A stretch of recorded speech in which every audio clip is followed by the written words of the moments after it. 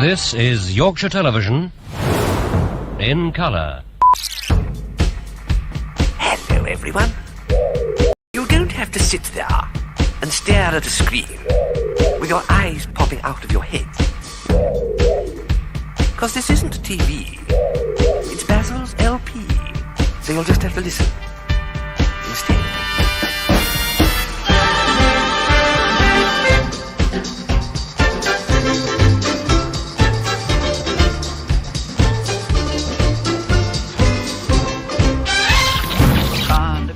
There's my name. Never call me Jack or James. I will sing my way to fame. Barnaby the Bear's my name. Hello. Do you know this one?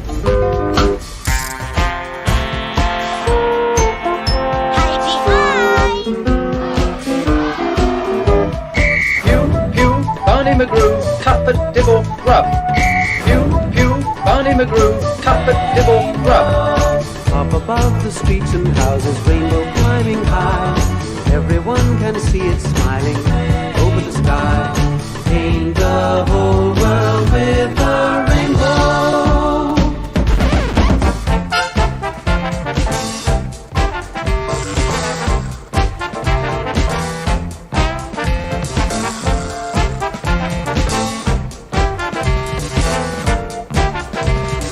Mind the gap. Mind the gap.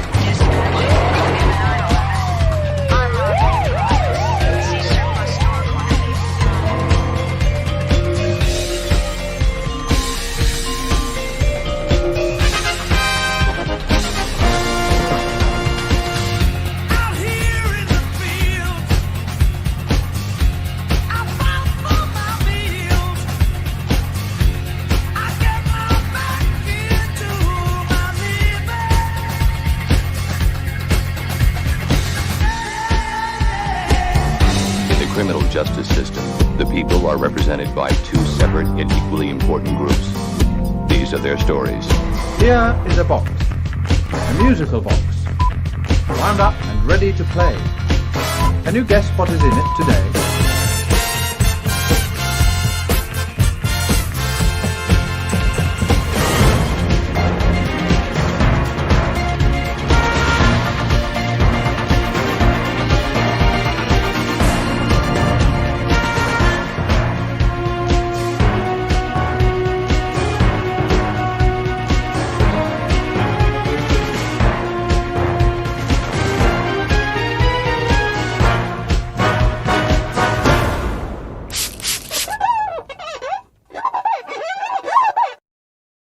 Oh, honestly, there's nothing funny about men in wigs.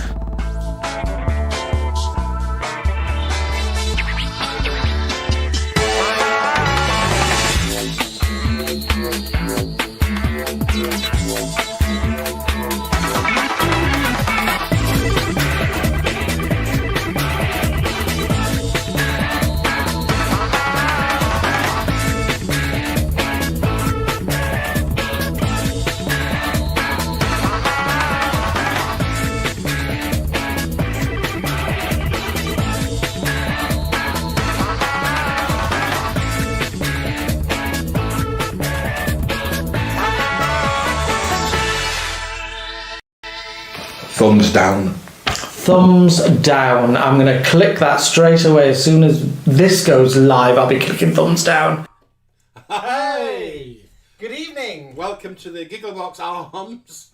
Yeah, we haven't got a name for our pub yet. We need your advice on that. So if you've got any ideas for calling our pub a name, yeah, give us type in ideas for the Isolation Creation Arms, the Wig Tavern, the Peggy Palace. I don't know. We've got to say hello to some people. Michaela Smith, Sandra Brown, Tracy Ann Cannon, Joanne Gray, Maureen Cannon. Hello. Maureen Cannon and Tracy Ann Cannon. Are you related? Maybe we're like Scylla and we're going to make you, reunite you. And in Facebook, we've got Cole Taylor, Jason Bridge, Paul Esselmont, hello, Jason Darcy, Melanie Fairley, Gemma Alexander, Gemma's like two streets that way. Sue Neal. Dame Sue Neal, welcome. Caroline and Elliot are watching us on Big Telly. Oh, they'll see all my flaws. Who else? Jason Rigby. The Mr. Trebus Tavern. Yeah, Mr. Trebus. It's some of the houses like Mr. Trebus's house. My mum and dad are here. Anne and David. Lovely-in-laws. Who? Lulu Magoo. Jimmy Riddle Show. Hey, Jimmy Sasha Riddle. Rogan Rescue Cat. Daniel Harding. Oh, this is a very glamorous new name. Fabio Fragola. Oh, it's as exotic as Lulu Magoo. Peter Anthony Rogers from Gran Canaria. Hello. I've got a couple of friends in Gran Canaria. The Jamie Riddle Show. Daniel Harding. DS. Hi, guys. Hi, DS. Helen Meadows. And Europop Top. Europop Top. Welcome, everyone. So tonight, we're not talking about this week's telly. We're talking about old telly. And we're going to talk about comedy, sitcoms.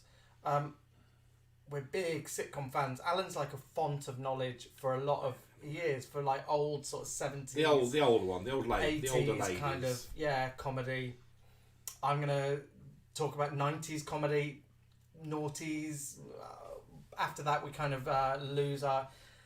we gave up on that lot. Europop Top is calling from New Zealand. New Zealand? How is it over there? They were locked down. Lockdown, I know. Yeah, Matthew Butterfield, Martin Hyde. Good to see everyone. South Carolina, DS from South Carolina, US of A. So we've got people all over the world tuning in, which is great. And Marcia from Southport. Marcia, who is my brother's wife. Marcia, like so much more than that, defined by so much more than being married to my brother. Yeah, this is one of my favourite shirts that I got. I just realised your shirt's birds and my shirt's feathers. Birds of a feather. That is okay. No, did we? No, we just ooze Quirk and Robson. This I got from a thrift store in. A thrift store. I got it from a thrift store. I did. I love going to thrift stores in America because you get just the most amazing stuff. And Dame Sue Neal said her alter ego used to be Fabia Gads. Alan's shirt is an eBay purchase. Tell them what you just discovered. I found a receipt in the pocket, and I thought it was going to be clean, but I don't think it is. But it's too late to change it now. It smelled clean. It smelled like it had been laundered. I think it might be dry cleaned, to be honest. Oh, so the little receipt stayed in there. That, yeah. Cole, you're not boring in Hartlepool. Anything but. You make Hartlepool, Cole Taylor. So comedy sitcoms used to be kind of the domain of the man, I guess. And then, women started... I know, I'm burping. We've got new lagers. Let's introduce you to our lagers tonight. I'm on something called the Cherry Baby Lager. And I'm on... We're jamming. We are jamming. We're jamming, which is strawberry lager. Mine. Cherry. Little fruity lagers. We're such girls, aren't we? Such big girls' blouses. Mark and Alex are watching from Cardiff. Lovely to have you here. So comedy, sitcoms used to kind of be the domain of men. Then women started being introduced, comedy women. I'm going to show you a little clip now that I found online. I've never seen an episode of this. It is real. Alan's not seen this before. This is kind of what kind of parts women used to get in sitcoms.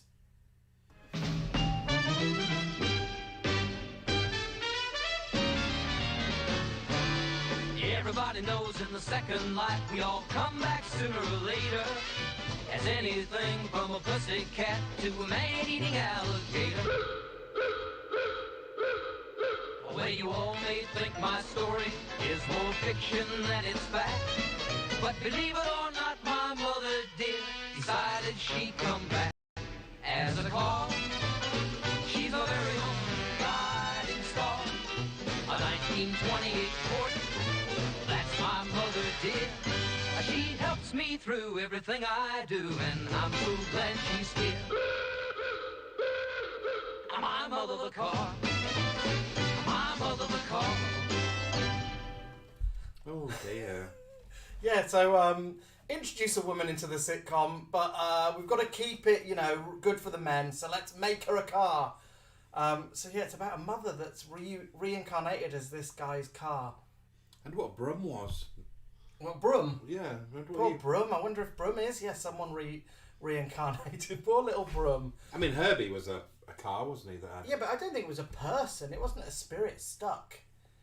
Freaky. Anyway, then, of course, I guess the first kind of, I think, big female sitcom star would be Lucy. Lucille Ball. Lucille Ball. Because she had to sort of work for that and fight for it, I think. Yeah? Yeah. Well, she started off with Desi, didn't she? So it was like a duo. And of course, Desi, well, they were parted ways and she carried on. Because by then she was popular until she got her own little show with her old mate Vivian Vance. Yeah, but she was Lucy and Desi, like, Oh, she big- was the star of that Oh, yeah, show, yeah, wasn't he? yeah, He yeah. used to just do his little orchestra. And she was a bit. great businesswoman. As a lot of these female comedians are. I mean, Hilda Baker was a great businesswoman. But yeah, they knew what they wanted. They know what to wanted to show off, and they fought with the producers and got their own way. Yeah.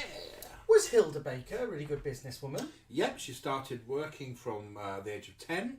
Oh, wow. She was producing and writing her own shows at 14. Wow. Yeah. What, like music hall? Is she Yeah, that yeah. old?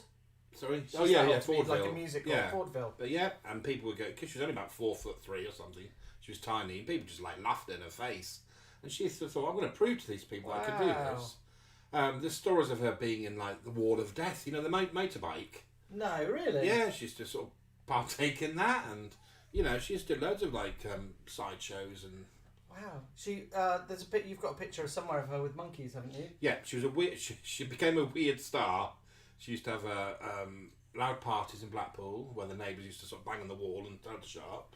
Oh, She had wow. monkeys as pets, chihuahuas. There's a story of her chauffeur running off with $2,500 of hers. Wow, which was loads back then, I Back guess. then, yeah. Yeah, but she had to fight. She had to fight as a businesswoman. Wow. So lots of messages coming in. A few people wanted us to mention Hilda Baker, and there we have. We're talking Hilda Baker. Sunil loved Lucille Ball, Hilda, and Art Eli. Oh, they didn't get on, Hilda and Eli. Did they not? No, Jimmy Julian and Hilda Baker didn't get on. No. No. Well, was he the Well, was he the star of the show? Well, she was really. I mean, I think they used to fight over who got the name on the TV first. You know, the credits. Oh, really? But they didn't get on at all. Wow. I think the egos. When Sort of, you know. early on when we were dating back in like late 90s, a book came out about Hilda Baker called She Knows, She you Knows, know. You Know. She knows. I worked in a bookshop in Covent Garden. I remember we had copies of this book and just couldn't flog it. 2 copies. I didn't know who Hilda Baker was at all. When we'd started living together, Alan started talking about Hilda Baker, and I suddenly put 2 and 2 together and realised this was these books we had at the bookshop, but they'd well gone by that point. And I just thought, I must find one of those books for Alan. This is kind of, I don't even think eBay existed then. No, or if it did, no, it was it really early days. Anyway, went into Lewisham, went into a charity shop, and literally the first thing I saw on a shelf was She Knows, You Know, the book. So I grabbed it, bought it for like £1.50, and gave it to Alan for Christmas. Which was written by the wonderful Jean Ferguson, who plays Marina in Last of the Summer Wine. She did a Hilda Baker show. You wrote to her, didn't you? I did write to Jean, yeah. And Jean was the opposite of Hilda. She was something like, you know, like 5'9" or something. Oh, wow. So I think it was Jean's husband helped her make the set for her show. So she used enlarged doorways. Really, to make her to look make little. Hilda look small on stage. Oh, wow. But sadly, Jean's no longer with us as well. She passed away a couple of years ago. Yeah, I know. All our faves are going with that age. Peter Rogers read that Hilda Baker was the highest paid celeb on TV at one stage, I think it means, or maybe Lucy Ball. Most probably. Yeah. Yeah, Golden Girls, of course the Golden Girls are like sitcom heroines. We're going to kind of talk about mainly UK the Golden Girls will come up another week. Yeah, Golden Girls. We could do a whole hour about the Golden Girls. Big part of our lives is the Golden Girls. Let's find out we're going to hand over to the GIGGLEBOXers. We're going to go to them a couple of times tonight. They're going to talk about sitcom stars. You'll notice there are some new GIGGLEBOXers amongst them. So we've got some new friends talking. So let's find out what the GIGGLEBOXers have to say about female comedy. So how's your week been? Yeah, it's been alright. How's yours? Yeah, it's been alright. It's been sounds. I met a new guy. Oh yeah, got a new bloke. Yeah. How big is he? You know, about 6'2". No, how big is he?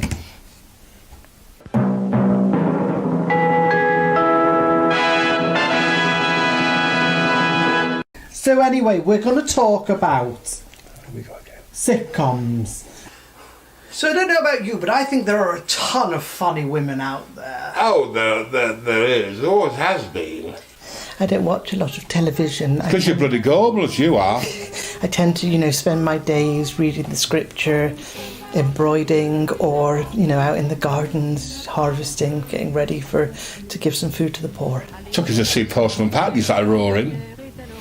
We're going to discuss comedy, but specifically female comedy, females in sitcoms. Now, I don't stand with it. I mean, my favourite female comedy is, Fleabag. I'm so, Phoebe Waller-Bridge. Is she tramp or something? No. She's just, a really... Oh, that witch that lives in the sky and has, jewels around her head. Oh, no, that's Teabag. Back in, the comedy I like are the sort of strong, fierce women, like Joyce Grenfell. Yeah, well, was she a sitcom star? No, she was on television in a lot of films. Someone should write a sitcom about our life, shouldn't they? It'd be so exciting, wouldn't it? It'd be like Dynasty of Dallas, wouldn't it? Oh, it'd be dead funny. What would it be called? Knockers and Slappers. Oh, I was thinking more like, the phone room or something. The Tit Crowd. Female comedy, I guess, we don't watch a lot of comedy in the convent, do we? Well, I do.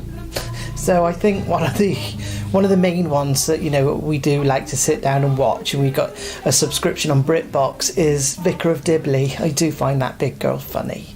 I don't like anything blue. Do you know what I mean? About your downstairs or your Bristols or. So I mean, do you have a role model on television? BBC, Named and Shamed. Oh right. Oh, we're on it.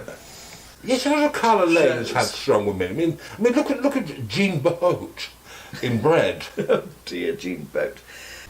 No, I think comedy should be left to the gentlemen. For example, Last of the Summer Wine. Last of the Summer Wine, you don't see the women messing around in bathtubs, do you? I did a Christmas advert with Penelope Keith. Oh, wonderful. One of the Woolies adverts? Yes, it was, yes. What were you buying? I was roller skating around with a handful of LP records. Oh, lovely. And I bumped into her and she dropped a cedarwood talc. Oh, wonderful, wonderful.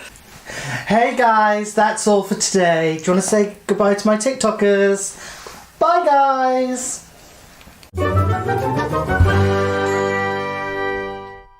Couple of new faces there. There are a couple of new faces. The Scarborough sisters, the House of Immaculate. I've not thought of a name for them yet. The Blue Nuns. The Blue Nuns. So females in comedy. They brought up a few names, and I've seen some names come up in the messages here. So Peggy Mount in You Only Live Twice? You're only young twice? You only when I laugh? I can't remember. George and the Dragon? Alan, no, you know more about that than me. Peggy Mount, you've watched all of those shows. Oh yeah, well yeah. She was I read an interview where she said that her mother didn't love her at all. She had a sister who played the piano, and she was like the golden child, and Peggy wasn't. And her mother would say things like, you're worthless, you're stupid. Peggy Mount later on in life just said, I think my mother didn't love me. Wow, no wonder she's angry. But it was that unhappy childhood that got her to do drama and acting and comedy. No wonder she's angry all the time. Sissy! You're Peggy Mount in one of our videos, aren't you? Yeah, very briefly. I think in one of the Blankety Blanks. Oh yeah. Hi, Michael. Michael Gibbons is in, Alan's brother. Peggy Mount, and then of course the Rag Trade. which I know someone mentioned Miriam Carling in the Carling. Rag Trade. Rag Trade was kind of pretty much all women, wasn't it? Yeah, I thought it was a good vehicle for comedy because they had a big bunch of famous women in that. They had the upper hand. You know, they had the storylines, they had the gags. Reg Varney was in it, wasn't he? Yeah, Reg Varney, Christopher Beanie, Diane Langton, Olive from On the Buses, Barbara Anna Karen. Windsor was Barbara Windsor was in some of the early, I think, black and white ones. We got Kathy from EastEnders was in it. Gillian Taylor. Yeah, she was in it. Send them over the swamp, Chris. Yeah, she was in it. Well, let's have a look at Hilda Baker. So we've talked about Hilda Baker. Col, I think it was, said Hilda Baker book is well expensive. That was Neil Sandwell. The book is worth a fortune now. It is. And it's a really good book. If you're a Hilda Baker fan, try and get a copy. Anthony Berry saw the wonderful Gene Ferguson's Hilda Baker show at Leeds lucky you. Playhouse. Brilliant. Gene was so good. And Neil saw Gene in the show as well. And Alex Clark has said, as Hilda Baker would say in Not On Your Nelly, oh, you're one of the... You can do it better than me. Oh, you're one of those, are you? Oh, that, yeah. What did she say? Ooh, what are you today? Give it a little twirl. Oh, you're one of those, are you? Let's have a watch. Let's have a watch of Hilda Baker. They're not trying to do us.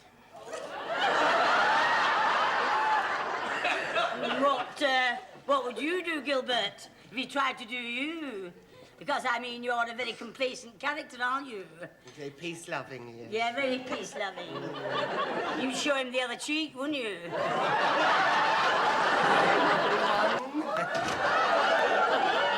Just come to wet our whistles. 2 large whiskies, please. George and Gilbert, have a cigar. Do you think it's them? Yes. Oh, no. Neither Gilbert nor George would drink that hissing lotion. Oh, Gilbert, what are you today? Oh, you're one of those, are you? Well, thanks, love. Things have been going very well for us at the moment. Pleased. Get yourself a double. It's a bit fuggy in here. Must be all these cigars. I'll just open the window. Yes, you can't open that window barrel, though. Gilbert could. Eh? You wouldn't believe the things Gilbert can do with his hand. Oh, yes, I would. Because he got filbert nails all right down to the bottom of his hands, didn't he? But yeah, I don't think he could open that window. If anything's stuck, Gilbert's your man. Oh. Is he a good unsticker? It's making me laugh. Because Gilbert doesn't know that this morning I sent for a fella and he's fussing that window up so that there isn't a burglar in England could open it. With a little penknife. Oh, Hilda Baker. Alan was just saying while we were watching that's kind of the end of Hilda Baker's career. Well, by that age, she was getting Alzheimer's and losing her memory. So I think they had all her lines on placards around the set. Oh, really? And like Angela Lansbury. And she was so ashamed of a memory loss that on Not On Your Nelly, she wouldn't go to the rehearsals. So they'd have to sort of rehearse without her. And then that's why sometimes the filming, when you can see her being a bit chaotic, where she can't remember her lines and she's looking for her lines. And also she slipped on the set on some beer and she tried to sue the company. Really? Yeah. Who was it, Thames TV or something? It was some the company who made the programme. So sort of relationship with the TV company went a bit sour and it was more or less the last sort of series she did. And was that the girl next to her, was that kind of the Cynthia character? Oh no, it's Gilbert's the mute. I know, because the barmaid was so tall. Was that just a gag? Hilda always had to, she loved a mute character, so she had Cynthia in her stage shows, and she had Walter, who was a mute in the Nearest and Dearest, and Gilbert as her mute in Not On Your Nelly. Jason's informed us it was LWT, Not On Your Nelly. DS has never seen that show or Hilda Baker in the USA, so it's like if you want to search out, what would be best for him to search out if he wants some prime Hilda Baker? Just Hilda Baker, and it's Hilda with a Y, H-Y-L-D-A Baker. What's the best sitcom? Nearest and Dearest is her best work, I think. There is a movie of Nearest and Dearest as well. Yeah, they made movies of everything. I'm not sure she travelled very well overseas, as in her comedy. which is just mainly northern. Hilda's dad had a chip shop round the corner from Sam Sampson in Farnsworth, Bolton. Oh, that's where she was born in Farnworth, yeah. So that's not Sam... No, is that Sam... Sam Sampson that said that. Well, that's not Sam somebody, is it?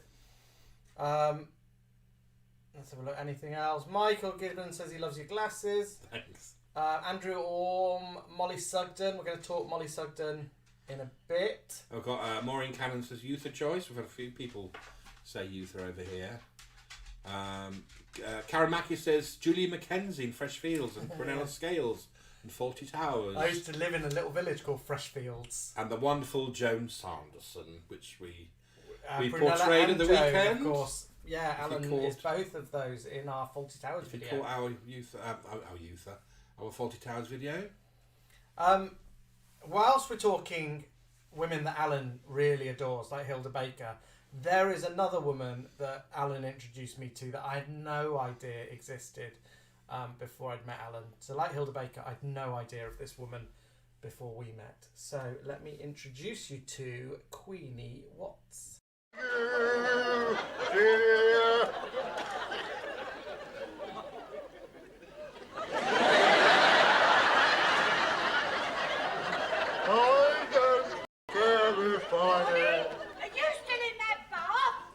Yes, my dear. I better come and get you out. No, do come in. Why not? You haven't got anything I haven't seen before. I thought so. I knew you was up to something. No, I'm not. Reading in a bath when we're in a hurry. Oh, and you slop water all over the floor. Look, my slippers are all wet. Give me that towel. What's that in the bath? It's a bit of bread. How did that get in there? Well, I was just having a sandwich. Well, I didn't think you was feeding the ducks. And I'm hungry, Lil. I've told you we're coming back here for supper after the meeting. Now get that muck out of there. Here, Lil, look at that. What? I never knew that cheese floated.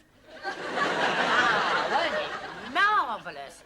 We're supposed to be getting ready to go to an important committee meeting and you're sitting in the bath playing submarines with a lump of cheddar. Come on, now get yourself washed. All right. There we go. That is Queenie Watson, Arthur Mullard. So Arthur Mullard duetted with Hilda Baker in like an awful version of You're the One That I Want. So if anyone has never seen that before, look it up on YouTube. It's amazing. And Hilda... Car crash. And Hilda put all the malapropisms in there. Oh, okay, yeah. She was the queen. Someone even mentioned this. Peter did. The queen of the malapropism, where you kind of flip your words around. If you're filled with infection... Yeah, Arthur Mullard and Queenie Watts in Yus Medea, where I don't know what characters they play. Lily Briggs and Wally Briggs. Some of you might know them in the Holiday on the Buses movie, because they're featured in that. It's like a crossover. It's like when it is, yeah, when two worlds collide. Superman goes in a Marvel film. But they began in a quite a popular sitcom called Romany Jones, where they lived on a caravan park. And they were quite a bit dodgy bodge now. I don't know. They're just they were just living in a caravan. They were on the pardon my French, bones of their arse, and then they that sort of dried up a bit. So they thought, well, let's give them a council house. Let's give them a bit of money. Mike Reid was in it as well, wasn't he? Oh yeah, Mike Reid was in it from EastEnders. And Yus Medea survived 2 series. Now Queenie Watts was part of my childhood. I always remember this slate. Michael's just said he remembers that. Yeah, I remember this slate black-haired woman who was always in these comedies, like mailing off and 2 quid. And then when I looked into her, she used to run a pub with her husband Slim in the East End. Oh wow! And that was quite a successful pub, and she was a wonderful singer, like a jazz. Yeah, really, properly. Yeah, jazz singer. And there's some great films of her on YouTube, of her as Queenie Watts running her pub with her fella. I think the BFI made a great documentary. I can't remember the name of it. If any of you know that, I can't remember off the top of my head. Alan, did you start a Queenie Watts page on Facebook? Yes. Yeah. So if you go on Facebook and look up Queenie Watts, my page, I started that. Because I thought nobody's remembered her, and, you know, she was underrated, she wasn't used very much. The thing about Alan that is, like, one of the things I mostly fell in love with is how much he makes me laugh, but also his stories and the stories of the women, like, that he grew up with. They were like Queenie Watson. Like these sort of real working class. My brother will women. tell you, we lived down the street on a council estate, and it was full of like Queenie Watsons and Hilda Bakers and Cynthias and all that. Whereas, of course, she, you know, lived on the other. I grew up in Freshfields, an offshoot of Liverpool, And down your street bit of Liverpool. Down your street was Brianna Scales, Penelope Keith. Yeah, all of, you know, the good life and stuff. Let me show you, you know, the sort of women that I kind of grew up with. What about Margot? Because it's an extraordinarily popular character, isn't it? I wonder, first of all, why it's such a popular character. What do you think makes people associate with it and like it so much? I think because she's very, very honest. I think this is a very attractive trait. I don't think she's a prize bitch. I think she's got a heart of gold. And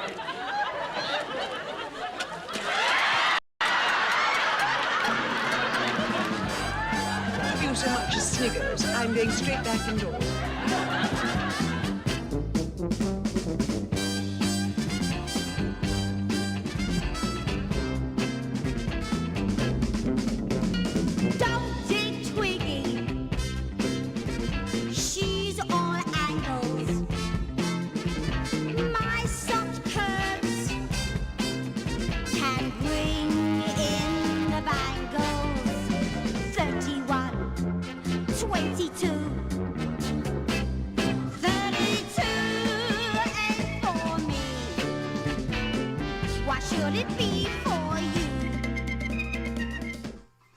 That was a great combination of clips, wasn't it? So I put that together, and I'm going to put it onto You put that together? Facebook. Yeah, I'll put that on Facebook later, and the person singing along, and I'm sure Erica and Deacon, who's in, will have recognised that voice, is a single by Barbara Windsor called "I Don't Dig Twiggy," and it's all about being curvy rather than straight, which Penelope Keith, of course, famously straight. I love Margot from The Good Life. I mean, she made that program. Yeah, really. Such a sort of gay icon. I think, and there was the caftans, the fashions, the kind of snootiness, but there's a real lovable side to her. Interestingly, I found this out. The part was originally written for Hannah Gordon. Oh, really? Yeah. I'm not sure whether she would pull that off. No, so Hannah Gordon was going to do it, and then Hannah Gordon was in another show around the same time, so they decided to cast it with someone else. And Penelope Keith was in the Norman Conquests on stage with Richard Bryars and Felicity Kendall. Ah, so they kind of knew they worked together and cast them in it. Because was it really? I mean, I've not seen all of the episodes of that, but is it just those four? Yeah. Do they bring other people? Pretty much just the four of them. There are some characters that Margot talks about but you never see, who are like the other members of Margot's amateur dramatics company. Hey, Alison, welcome. And of course, that episode, the Harvest episode, is kind of I just remember like howling as that as a child when Margot comes out in a sou'wester to help and falls over, and then the next bit she like carries 1p at a time, I think, in the Harvest, and they kind of mock her. So then she goes and grabs a huge sack of potatoes and puts it over her shoulder and carries it in. Loved her. Loved Penelope Keith. And what I also found out, did a bit of research for this today, is that when they finished The Good Life, I think 4 series of The Good Life, and the last episode had the Queen in the audience. The Queen came to watch it. It was that kind of big. They said all 4 of you were going to give a solo project too. Okay. And so Penelope Keith got To the Manor Born. Paul Eddington got Yes Minister. Yes, Minister. Felicity Kendall got something called Solo, which I think was a flop. And then about 5 years later, Richard Bryars got Ever to Queen's Circus. Yeah. Richard Bryars apparently really didn't like the character that he played in The Good Life. He thought he was horrible. Tom Good. He thought he was like he'd bullied his wife into a way of life that she didn't want. Anyway, I loved it. I loved The Good Life. One of my favourites. And how many episodes were there? Was that? I think 4 series, so like 6 episodes of each series, maybe. Not that many. Like, Lisa, welcome. Sarah Simpson, happy birthday. Happy birthday, Sarah Simpson. Jason and James have arrived. Language, Timothy. That's because Cole Taylor said Miss Mountcharft. Oh, okay. I thought it was about me looking like Ronnie. In Sorry. Let's have it. One of the funniest lines is when... Oh, this is from Good Life. One of the funniest lines is when she's offered the lead in Sweet Charity and she responds, "You expect me to play the tart?" Yeah, there's someone here. I'm saying someone because these names on YouTube are kind of difficult, but Isioli. The reason it works is that Margot was a nice person deep down. And Margot's not in the first episode. It's only her voice is in the first episode. Shouting Jerry. Yeah, so you don't see Penelope Keith until episode 2. Jane Bridges has just mentioned someone who... I know, Jane Bridges. You're one of our kind, Jane Bridges, because Rita Webb is one of my favourites as well. But I'm saving her for another week when we talk about battle axes. Yeah. Rita Webb was one of the most well-known battle axes. People know her face, but not really her name. And if any of you have seen Up Pompeii, the movie, she's the soothsayer, in that. She wasn't in the series Up Pompeii, but she was in the movie of that. And she was also in loads of Benny Hill as his little sort of dumpy sidekick. I didn't know her before about 2 weeks ago. She's like Queenie. She's a mouthy cockney. There you go. Jason has come in with the facts, the stats. There's that guy. Who was that guy who used to be with Baddiel and Skinner? Not that I ever watched that, but they had a little statistician. Jason's like our statistician. 4 series, 28 episodes, 2 specials. That's The Good Life for you. But you remember the little bird. And the young ones go into The Good Life, don't they? In one episode, suddenly they start living the good life. Yeah. Cole Taylor, Penelope Keith, legend. Does anyone remember her in Next of Kin, early 90s? No. I don't remember it at all. Anyone? If you remember it, pop it in. Anyone who remembers Next of Kin. Another, while we're looking at like the 70s, an actress who Alan absolutely adores. And I knew Eutha Joyce before I met Alan. So, we have a signed apron from Eutha Joyce, Brian Murphy, Sally Tomzit. My dad manufactured the aprons that are in Man About the House. So kind of Liverpool cookware shop. Saw this apron on television and thought we could sell that. Let's go down to London, go to Thames Television, get the rights to manufacture it and sell it. My dad actually modelled it on like the poster. He has no recollection of that, and I found a picture of him doing it. Anyway, I've got this signed apron. Of course, as a little boy, it was just funny because it's got like boobs and a belly button and suspenders. Anyway, Eutha Joyce I knew from Man About the House, and then of course from George and Mildred. What I didn't know is that Eutha Joyce was in the pilot episode of Open All Hours. Open All Hours. I found this on online, and she wasn't in the series. This was just the pilot, because Ronnie brought out, I think it was called 7 of 1 or something, 7 little shows. Yeah. And Open All Hours was one of them. Oh, and wow. She shines this little clip. Let's have a look, because she was a serious actress, wasn't she? She was Yeah, yeah. friends with Barbara Windsor. Let's have a watch.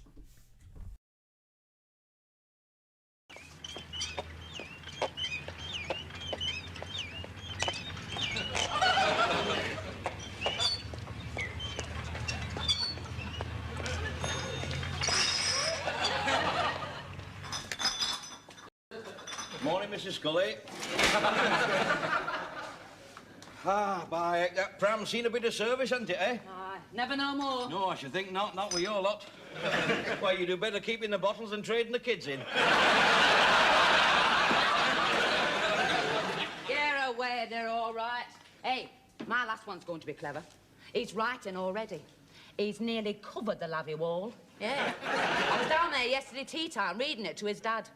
His dad? He never got up specially, did he? No, it was his pub time. Oh, I thought. Yeah. Hey, while I think on, you better give me his cigarettes. He's unbearable we had to smoke. Yeah, he's not very fascinating with one, is he? You get used to him, you know. Oh, would you give me half a bottle of sherry for our Claudine? Well, it sounds a fair exchange, yeah.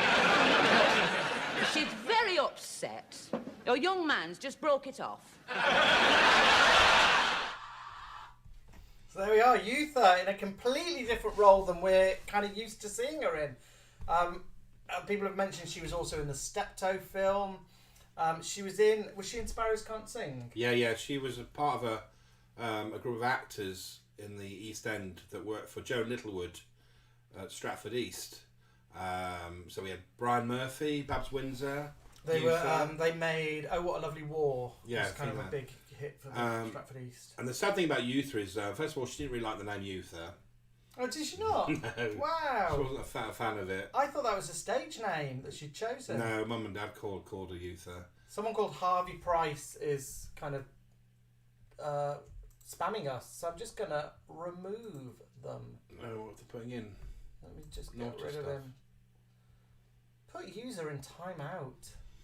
So anyway, Eutha Joyce was also played with Mildred Roper. She wasn't very happy that had taken over her life, and nobody else really wanted her for other work.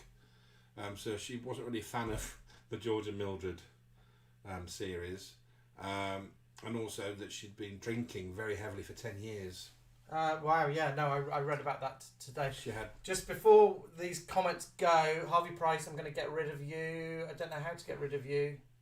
Can you remove him? Remove user, hide user on this channel? Maybe that's what we can do. Yeah, he's gone. It's flushed out. It's asking if we've got an OnlyFans page. Who'd want to see our OnlyFans page? What's that? That's rude. That's like, oh, he's back. What's going on? Alan's going to talk to you about Youth Joys while I try and get rid of Yeah, this so person. unfortunately she had sort of 10 years of depression, and they say that she was drinking like half a bottle of brandy a day. She wanted a privacy, so it wasn't all that great for Eutha. But I adore her. I love her. I think she's a wonderful actress, and gone too soon, like a lot of them were. Have you got rid of them now? No, not yet. Let's have a watch of Eutha. It's our first little live spammer, wasn't it? Yeah. Let's have a watch of Eutha doing something else while I see if we can get rid of this chap. Right, now from the funniest man of the year to the funniest lady of the year. And I must admit, I've certainly got to go along with this. She happens to appear in a series for Thames Television called, it says here, Man About the House. So perhaps we better have a little look at her. Like that man who goes around saying, "Who loves you, baby?" You know who I mean. The milkman? Kozak. What's he got that I haven't got, eh? A big lollipop. A smashing choice, a smashing actress, a smashing lady, Miss Eutha Joyce.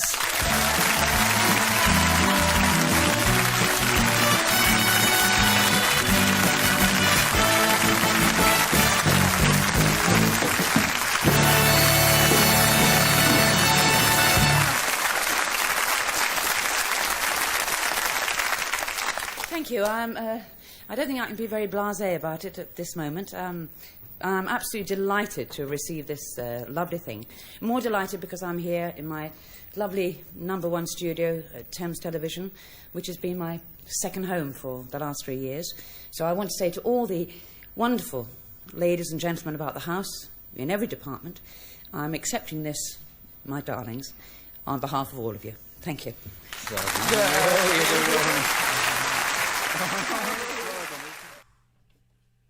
Oh, lovely Eutha there.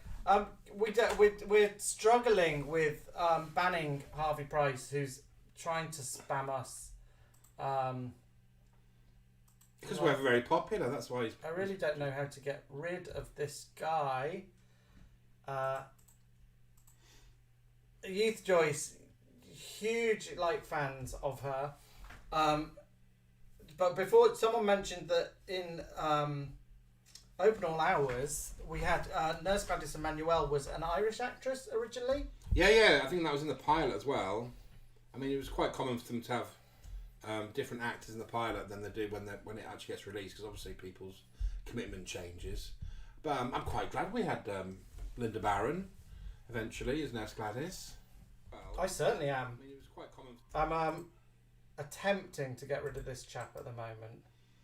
So let me see if I can. I'm going to hand back to the Giggleboxers. And let's see if I can get rid of this guy. Oh, Harvey Price, you bellend. Mint Kit Kats. Did you come up on the bingo?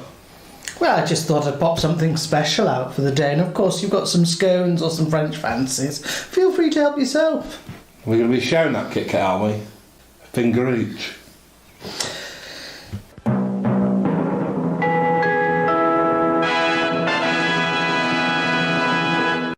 So, like, female comedy, it's like one of my favourite things. Like, I love it. Do you love it? Yeah. And so I find the Vicar of Dibley funny. I find her little friend very funny. No. No, I don't find him funny. I tell you what I like. Dinner ladies. You see, that Victoria Wood has got everything correct in that. Well, you would know because you spent a considerable time of your life as a dinner lady. I did, yeah. but I must say, real dinner ladies don't have much fun as they do. No, what did you spend most of your days doing? Mopping up sick. Oh, gimme. Who's in there? Linda. Oh, Kathy Burke. Linda LaHughes. Oh, yeah, Kathy Burke's funny, isn't she? You don't find it funny? No, I like Molly Sugden. Which one's that? Pussy. Oh. Oh, she does this really funny joke. Tom goes, I'm in distress. And she says, I'm in this dress. Now, I tell you the last good female-led sitcom that I remember, Birds of a Feather. Oh, yes. I mean, that's going on for years, isn't it? Wonderful, wonderful peak work. I'm in this dress. Well, I'm in this dress. Captain Peacock. I've just got in from the rain and my pussy is wet through. I need to dry my pussy. This dress. And I tell you who else I find very funny. Mrs. Brown. Oh, Mrs. Brown and her boys. Oh, how hysterical. He's an Irish comedian dressed as a woman. Captain Peacock. If I don't get home by 7 p.m, my pussy climbs the walls. Yeah, but say I'm in distress. I'm in distress. I'm in this dress. I know, and I like it, but you do wear it quite a lot. Oh, I know. It's like a really old comedy that my mum and dad watch. It's like called Friends. Why, oh why, does everything we do return to drag? There's no such thing as a funny man in a dress. I've got so irate I've knocked over my mint Kit Kat. Oh, I forgot about that.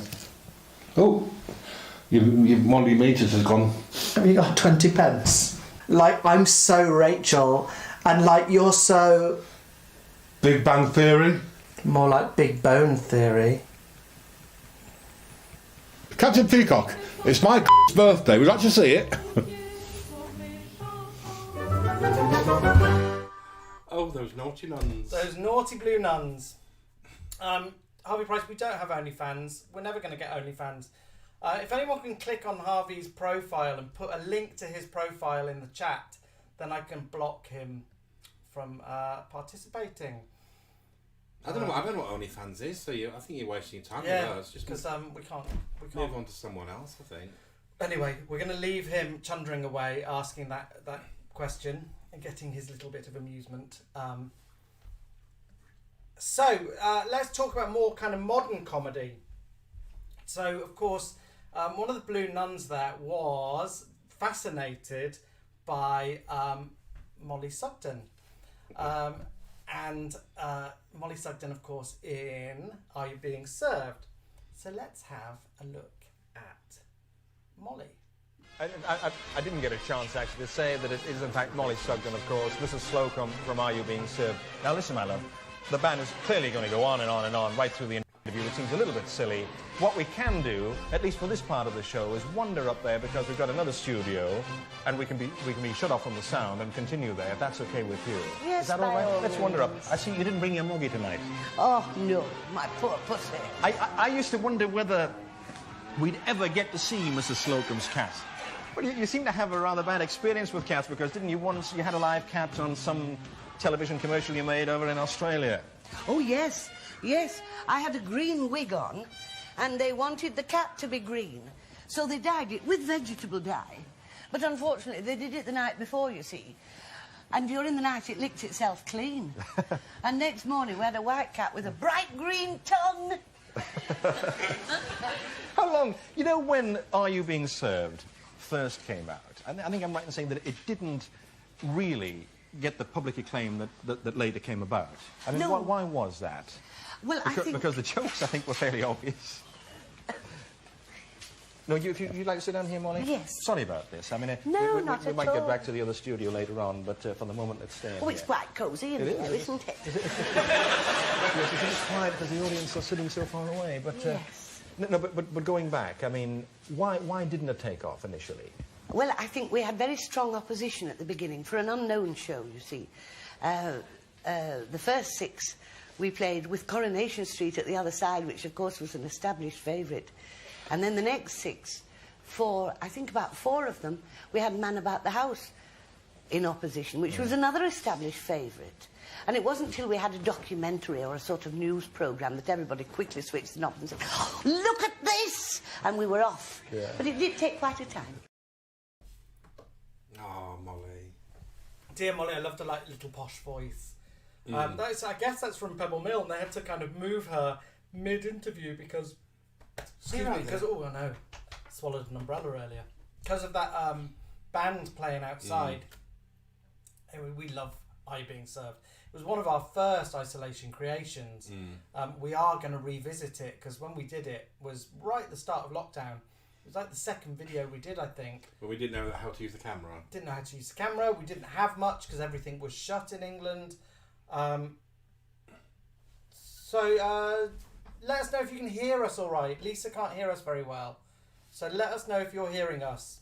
Hopefully people can still hear us and that our microphone hasn't dipped out. Yeah, we adored Are You Being Served. Alan, you've watched all of them maybe once or twice or even more. I think a couple of them have actually been pulled because I think one was... I think they black up in one. Yeah, they had like black and white minstrels in them, in one of them. But yeah, I loved it when they sort of really enhanced Molly's look and started changing the colour of her hair to like blue and red and purple. And then after that, she sort of tried to do some more comedies. But I don't think she was as successful as Mrs. Slocum. No, someone just said, yeah, they didn't like her character in That's My Boy. She also did something where she went into space. They took her character into space. Do you remember? Yeah, I remember that was like a little one-off series, I think. Yeah, it wasn't the greatest. However, of course, Are You Being Served? She was great. Now, I don't know if he's in the delightful Gareth Webb, but when I didn't know Alan, there were loads, before we met, there were loads of little coincidences. So we actually kind of like, it was fate that we were going to end up together because we kept meeting the same people. Or anyway, I worked with a guy in the musical Cabaret in Liverpool. He was playing Cliff. I was playing various Germans and a Kit Kat girl. And he had directed at college a version of Are You Being Served with Gareth, who's a friend who's often in the chat. Alan's college, so it was at college with Alan. But what he did was all the innuendos, they turned them into non-nuendos. So it was filth, wasn't it? Well, what he did is, I can say, Phil decided to do we all had to do like a 20-minute play, and he decided to lift the script from Are You Being Served? Because he just wanted to put that on stage. And the tutor sort of said, well, you're not going to get a great mark if you just do the script.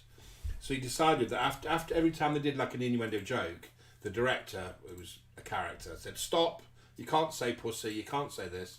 And then they discussed the reason why this innuendo wasn't suitable for today's audience.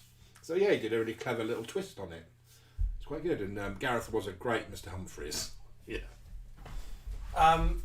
we've got some clips of Molly Sugden at her absolute best, which I'm sure you all want to see. 1 minute late. You're lucky to have me at all, Captain Peacock. I had to thaw my pussy out before I came. Mrs. Slocum, Mr. Rumbold would like to know why you're late. Well, the central heating broke down. I had to light the oven and hold my pussy in front of it. Well, if I'm to spend an evening in this club, there'll have to be accommodation for my pussy. Mr. Humphreys, leave my pussy alone. Well, if I'm not home on the stroke of 6, my pussy goes mad. If I'm not home on the stroke of 7, my pussy starts clawing at my busy. Oh, Mr. Rumbold, I hope this isn't going to take long. My pussy's been locked up for 8 hours. But they're all dogs. Is there no demand for mechanical pussies? I'm told that people prefer the real thing. The last time I was late, a fireman had to climb out of my bedroom window and risk his life on a narrow ledge trying to grab hold of my pussy. Look, it's a diamantic collar for me pussy. Mrs. Slocum, there is a strict rule that staff may not bring pets to the store. Well, you know how clumsy those removal men are. Molly, like one joke, every episode. It's timeless. They're timeless jokes. I mean, if any of you are aware also that they brought back the characters in Grace and Favour. Yeah, they did. And they did an Australian version. If there's anyone in from Australia, I think there most probably is. There was an Australian version of Are You Being Served? Yeah, I think same scripts. But I think with just with John Inman. I think John Inman went over. Did John Inman go over and do that? I think. Yeah, John Inman was in it. Erica Ann Deacon's asking if Molly did Last of the Summer Wine. She didn't. No, she didn't. She had. She was in the Liver Birds, yeah, and then when that came back, she was in that, and she was huge then. Yeah, she was on steroids, I think. Yeah, for health. And then she was in a episode of League of Gentlemen, I think. Was it League of Gentlemen? I don't know. When somebody pretended to be her bride, or am I thinking of Little Britain? Where somebody. She was in Little Britain. She was definitely in Little Britain because someone was Molly Sugden's bride. That's it. Sorry, I thought it was League of Gentlemen. Yeah. Molly Sugden, of course. Then we kind of get into the 80s, 90s. What kind of blew up on the internet without us knowing was our Keeping Up Appearances video. We had no idea kind of that would get the views it's got. It's up near 100,000 watches now. There's a huge amount of love out there for Keeping Up Appearances. What Alan told me about Keeping Up Appearances was that they were all kind of riding high. The whole cast were riding high on Keeping Up Appearances. And Patricia Routledge decided enough was enough. Yeah, she said, I want to do other things. So all the other actors were sort of like putting other jobs on hold, thinking, she'll change her mind. This is such a popular thing. But no, she stuck her guns. But I think she might have gone off to do Hetty Wainthropp. I think that might have come after. Ah, okay. So the rest of their actors were like, oh well, she's not. This is what I found. Now, you're taking a break for a year. The series is coming off for a year, isn't Well, it? we are going to do a Christmas special for 1994, and there's a Christmas special coming out for this year, which we shot glamorously on the QE2 and had a wonderful time. So that's this year, and then we're doing a Christmas special for next year. I'm very busy in the theatre next year because I have to have my long fixes So in the theatre. is that what it is, that you both want to get away and do other Well, work? I can't answer for my colleague here. I wouldn't dream of doing so. No, of course you never answer for him, do No. you? Never. He just potters or pooters about at everything. I don't think there's anything particular that Richard Bouquet can do awfully well, except survive with Hyacinth, which I think he does brilliantly. Really. When you go... He loves her. He does. Loves her. He does. And he needs her. Oh, right. Yes. Oh, well, that's the answer. Just then. telling you this. When you've been like a week or two filming with Patricia as Hyacinth, do you want to go home and tear up telephone directories and things? He probably does. I believe he does. Yes. Well, no, mercifully, Kick the cat. Miss You go home and Routledge is kick the very cat. different off the stage, Yeah. off the screen, as she is on. That, everybody can saving rest grace, assured yeah. about that. So she'd made up her mind then. She was going to do that episode on the QE2, and then she was pissing off to do Hetty Wainthropp. And I think if there's any Steptoe fans out there, she was famous for being in one of the episodes as a medium. Yeah, the Lost Subrosian said she was great as a medium in Steptoe. And of course, Alex Clark says, let's not forget Kitty. No. And the BG Bear has just said as well, Kitty. I mean, Kitty in Victoria Wood is amazing, priceless. We will have to do a whole kind of Gigglebox about Victoria Wood, I think. Yeah, she's going to take up a whole night. Yeah, because her stuff is just genius, and of course, you know, as guys of a certain persuasion, we kind of like can quote Victoria Wood till the cows come home. Every day we have Victoria Wood quotes, don't we? Pretty much every day we'll quote a Victoria Wood. I In fact, I just said I swallowed an umbrella earlier. And I call Peggy sometimes Mr. Clifford. Yeah. Come on, Mr. Clifford. And, you know, it's just part of our lives now. So anyway, who's next, Marion? What's not Marion? We're getting lots of people popping in of horribleness. What's next is, of course, Sue Pollard. Again, we know Sue Pollard from Heidi High. However, of course, she pops up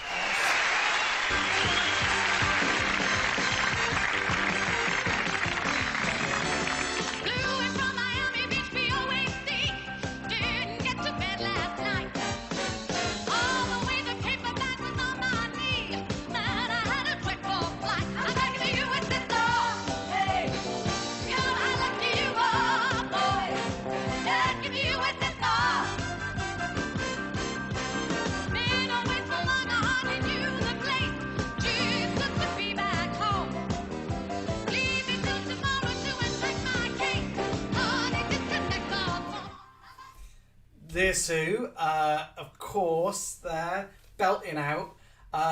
Sue Pollard's album is hysterical, and we have listened to it on holiday time and time and time again when we've been away. In fact, Mark Gatiss, I think, chose it as one of his Desert Island discs. If you've never heard it, please go out there and buy it. You can buy it off Sue's website, and she kind of sends it from home. So, yeah, look it out and find it. And she's a really good singer, isn't she? She is. I mean, she's like a belter. She's a Broadway belter. Yeah, Heidi High, Sue Pollard, Ruth Maddock, and my favourite is Sylvia. Nikki French as Sylvia. And she's always got her hands in her pockets and her little shorts. And Gladys goes, get your hands out your pockets, Sylvia. Because Heidi High had a fair few series, didn't it? That was quite a lot of series. Jason, our statistician, how many episodes of Heidi High? There'll be hundreds out there. Stefan Butler is here. Stefan, hey! Yes, the Sue Pollard album is genius. Try and find it. We might... What's up, Marion? What's next? What's up? We've got lots of stuff going on in the YouTube comments and chat. So, YouTubers, I'm going to kind of turn off the chat, I think.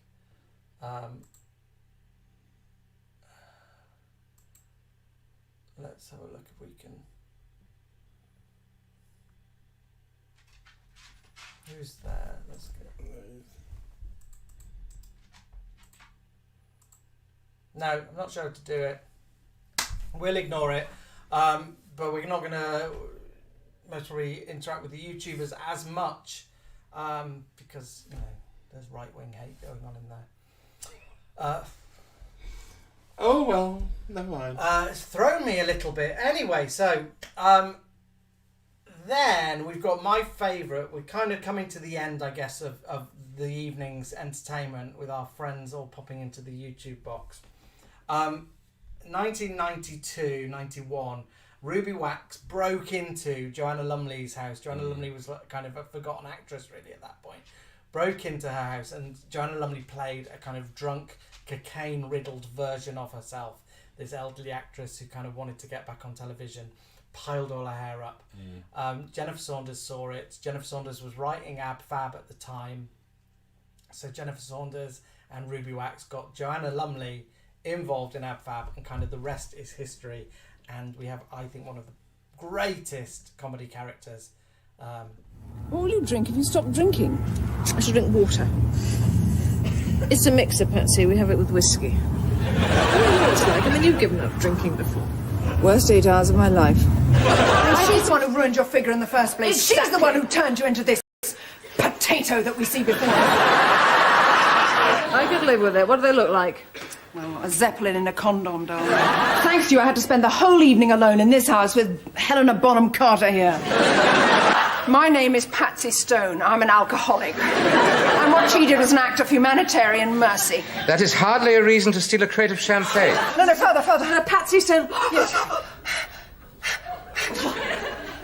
47. Hey, Hilt, if I said you have a beautiful body, would you hold it against me? If you want to talk bollocks and discover the meaning of life, you're better off downing a bottle of whiskey. When I heard that Eds was pregnant, I told her to abort! Abort! I said, chuck it down the pan! Bring me... A knitting needle? A knitting needle! Hello, Alex. This is the mood board for the next edition. Sex pitch, aristo, sex punk, whore, bitch. Prosy, lesy, punk, tar. Slut! Oh, but Alex, with lovely shoes. Oh, yes. This is a story of a self-raising flower. Oh, shut up. I am that flower. I need to get it out of my chest where it has sat there for all these years. I need to shout it openly. Piss off! Hey, darling, how do I look? How do I look, Eddie? See, I think I can see a panty line. Oh, but Eddie. What? I'm not wearing any pants. Can you tell her not to speak when she's that close? I can feel her dog breath on my neck. What's step 3, darling? Step 3 is rut him and beget the son and heir. In fact, I think that might be step 2. Oh, right. Who's running the shop? I am. I did that little management course, you know. Buy, sell, hire and fire. You know, the secret is, Eddie, is you've got to hire people while they're still in awe of you, treat them like shit, and then sack them before they despise you. That's fantastic. Your truth, your twisted little arsewipe truth. Why? You little piece of dribble piss. And if you ever try anything like this again. Ab Fab, of course, a cast of great women. You had Jennifer Saunders, Joanna Lumley, Julia Swallowa, Jane Horrocks, and of course the legendary June Whitfield. All beginning with J. I think that was just coincidence. Yeah. Just great. What a great show. That I guess that ran for 3, 4, 5 series. It ran for quite a lot of series. And a movie, I think. And a movie, which isn't that great. Eddie Monsoon is a play on Jennifer Saunders' husband's name. Oh, I didn't know that. Monson. And was it a French and Saunders sketch originally? Yeah, it was a French and Saunders sketch.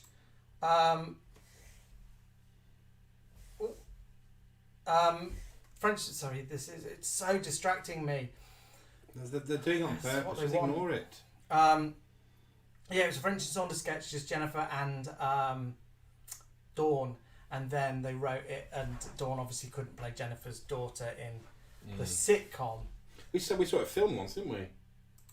Yeah, we went to see it. Did we go and see it twice, I think? Yeah, I think so, yeah. We went to see it a couple of times. We went to see Dinner Ladies being filmed. When we were down in London, we went to the BBC quite a bit to see a few things. Here we go, let's have a look about, Ab Fab, hilarious. Melanie Fairley's never seen Absolutely Fabulous. The whole main cast, but supporting and guest cast, phenomenal. Joanna Lumley is gorgeous. She's a fellow vegetarian. Helen Lederer was in Ab Fab, of course. So it's full of really great actresses. Very camp, Very silly, very funny. I think Adina and Patsy and their exploits are kind of based on a night out that Jennifer and Dawn had with Bananarama. Oh, wow. And how like much vodka and champagne Bananarama would neck. No. Erica has just finished a whole Ab Fab box set. Just getting rid of our hate that's coming in. But I guess as we wrap up, I think we can't finish talking about sitcoms and female sitcom actresses without kind of one of our favourites. And I know that Michael Gibbons is in here watching one of his favourites too. And I know that the Sherry mentioned this fine actress. I'll just straighten this rug out. I'm quite anal like that. You like what you see? A bit of rhythm on. Get us in the mood.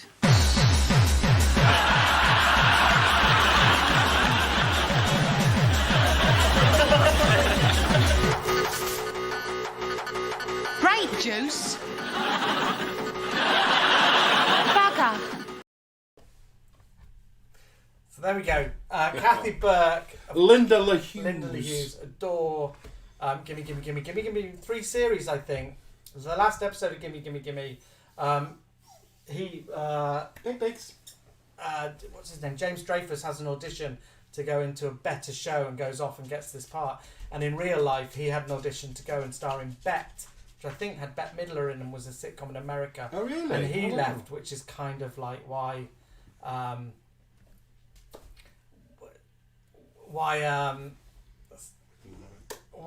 the show ended.